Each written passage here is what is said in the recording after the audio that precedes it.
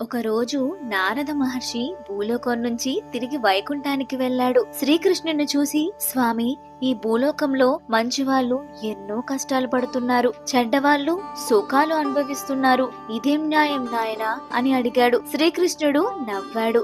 నారదా, నాతో పాటు నడువు, నీకు సమాధానం దొరుకుతుంది అని చెప్పాడు. ఇద్దరు భూలోకానికి ప్రయాణమయ్యారు. ఒక పొలంలో ఒక రైతు అద్భుతమైన ఫలాలతో నిండిన పండ్ల తోటను పెంచాడు. కానీ ఆ పండ్ల తోటకి సరైన నీరు లేదు, ఎండిపోతుంది. రైతు ఏడుస్తూ, ఓ భగవంతుడా, నేను ఇంత కష్టపడి పని చేస్తే నాకు ఇలా కష్టం ఎందుకు తెస్తున్నావు అని వేడుకున్నాడు. కొద్ది దూరం వెళ్ళాక ఒక చెడ్డ మనిషి కూర్చున్నాడు. అతని ఇల్లు కూడా నిండా సంపద, ఐశ్వర్యం ఉన్నాయి. కానీ అతనికి ఏ పని లేదు, ఏం కష్టమో తెలియదు. అతను అనుభవిస్తున్న సుఖం చూసి నారదుడు మరింత ఆశ్చర్యపోయాడు. అప్పుడు శ్రీకృష్ణుడు చిరునవ్వుతో చెప్పాడు, నారద, రైతు పొలంలో నల్లరాతి గని ఉంది. అది అతను ఎంత కష్టపడ్డా తీయలేడు. అతని కర్మఫలం అది. చెడ్డవాడి ఇంట్లో బంగారు గని ఉంది.